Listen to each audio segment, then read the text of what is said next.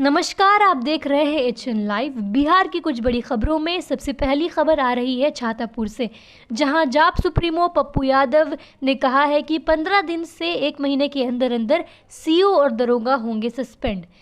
छातापुर थाना क्षेत्र के डहरिया वार्ड नंबर 11 बीते दिन यहां प्रशासन द्वारा अतिक्रमण खाली करवाया जा रहा है। लोगों का आरोप है कि अतिक्रमण खाली कराने के नाम पर लगभग 3 दर्जन घरों पर बुलडोजर चला दिया गया है। अब बम से कुछ है तो अमेरिका किंग जॉन का नहीं मार देती है।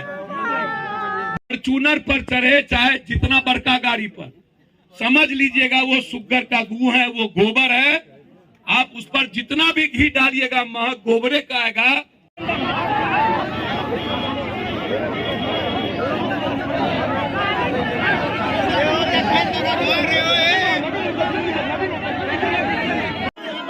बात नहीं सुन रहा। पानी दो दादी लगी रे, पानी दो ना, है ना, हमारी बात तो सुनो ना। आम आदमी जब लगातार कोर्ट में न्यायालय बात संख्या लंबित है और उसमें कलेक्टर का आदेश पारित है, फिर इतनी जल्दीबाजी एडीएम सीओ कोई अयोध्या की मंदिर और मस्जिद का सवाल या किसी बड़े ताजमहल या किसी हिंदुस्तान की चढ़ाई का सवाल, कोई यह डहरिया पंचायत का यह जगह तो था नहीं, लेकिन जिस तरीके से दबंग लोगों ने प्रभावित किया है, देखिए मैं इस परिवार के को 20-20 हजार तत्काल शुरू करने के लिए मदद मैं कर तो रहा हूं, लेकिन 15 दिनों से 1 महीने के अंदर सीओ और दरोगा दोनों को सस्पेंड होना पड़ेगा। मैं जिंदा हूं तो कोई नहीं रोक सकता, आप याद रखिएगा। और ये सीओ साहब बड़ी गलतफहमी में हैं। सबको ये मोदी जी, नीतीश जी और जी ही समझते हैं। पप्पू यादव जिसके पीछे पड़ जाता है उसको भगवानों नहीं बचा सकता। इसको अभी चाहते हैं ना, ये गलत हुआ है ना, सीओ पर कार्रवाई होनी चाहिए ना, थाना प्रभारी पर कार्रवाई होनी चाहिए ना।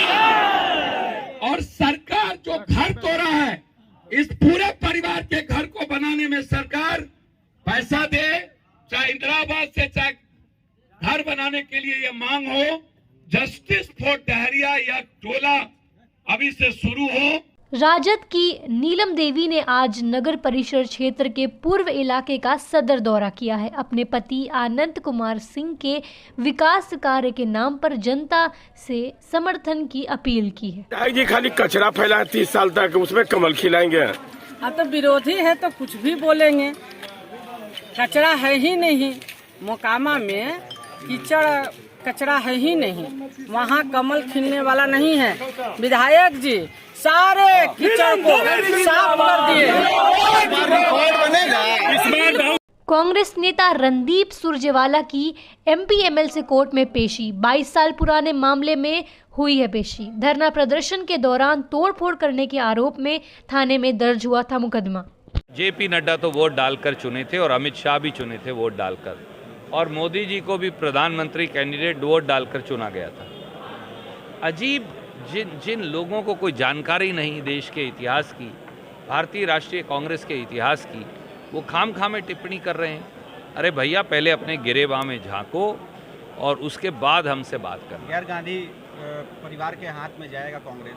पहले भी गैर गांधी परिवार से बहुत सारे अध्यक्ष रहे हैं। याद करिए, नरसिम्हा राव जी हमारे अध्यक्ष रहे, कोई बहुत पुरानी बात नहीं, 1991 से 1996 के बीच की बात है।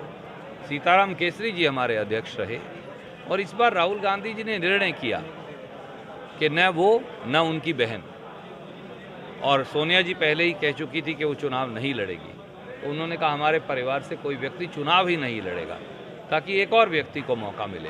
इसीलिए मैंने कहा दोनों अच्छे उम्मीदवार हैं, कल निर्णय हो जाएगा। धन्यवाद। जनता पार्टी देश की शिक्षा को निजीकरण करना चाहती है, प्राइवेटाइज करना चाहती है, निजी हाथों में सौंपना चाहती है। मुझे बताइए एक एक दो दो पाँच पाँच लाख रुपया की फीस किस प्रकार से पूर्वांचल के लोग दे पाएंगे, उत्तर प्रदेश के लोग दे पाएंगे, देश के लोग दे पाएंगे?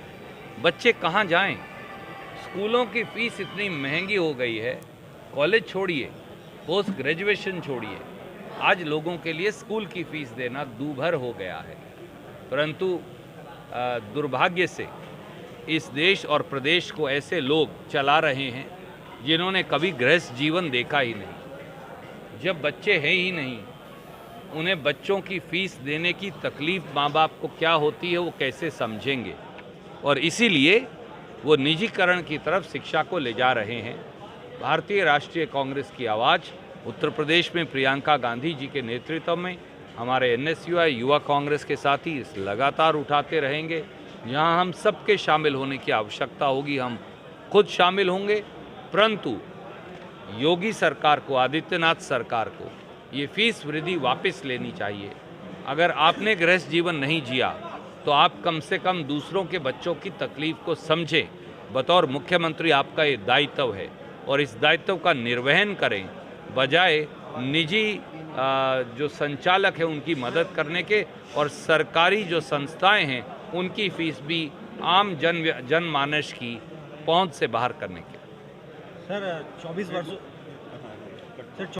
भारतीय राष्ट्रीय कांग्रेस एक आंदोलन है, एक राजनीतिक दल नहीं। भारतीय राष्ट्रीय कांग्रेस लोगों की आवाज़ है, इस देश की आवाज़ है। भारतीय राष्ट्रीय कांग्रेस ने सदा इस देश के वंचित, शोषित, गरीब, मध्यम वर्ग, हर उस व्यक्ति की आवाज़ उठाई है जिसका हक छीना जा रहा है। भारतीय युवक कांग्रेस के अध्यक्ष के तौर पर हम सब साथियों ने वाराणसी में एक आंदोलन किया था बच्चों की फीस हाइक के खिलाफ, जब 300% भाजपा ने फीस बढ़ा दी थी। MBA तक की फीस 30,000 से बढ़ाकर 72,000 रुपया कर दी थी। संवासनी कांड जो हुआ वो सब उसके जानकार थे। बुनकरों के ऊपर जो अत्याचार हो रहा था भाजपा शासन में, इन सब बातों के खिलाफ एक आंदोलन किया। 22 साल के बाद भारतीय जनता पार्टी ने उस मुकदमे को रिवाइव करके MP MLA कोर्ट पे लगा दिया है। मुकदमा बोगस है, हम ये अदालत में साबित करेंगे। हमारा अदालत की न्यायिक प्रक्रिया में संपूर्ण विश्वास है।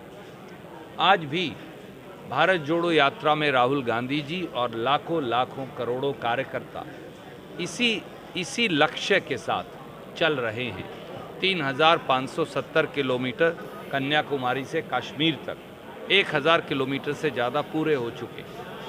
नफरत को मिटाना है, भ्रष्टाचार को मिटाना है, बेरोजगारी और महंगाई जिसमें हर व्यक्ति पिस रहा है, जात और धर्म को छोड़ दें, तो उस सब को मिटाना है। भाजपा के पास हिंदू मुसलमान है, हमारे पास एक इनकलाब है।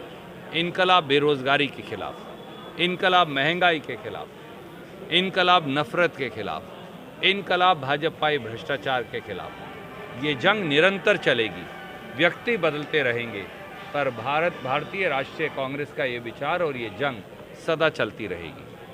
सर एक बार आपने फीस वृद्धि को लेकर 22 साल पहले जो आंदोलन किया था, एक बार फिर से उसकी पुनरावृत्ति होती दिखाई पड़ रही है। आपको मालूम भी होगा, चाहे प्रयागराज विश्वविद्यालय हो, चाहे BHU में भी कल रात को खुद NSUI के तमाम छात्रों के और संगठन के लोगों ने बड़ा आंदोलन किया।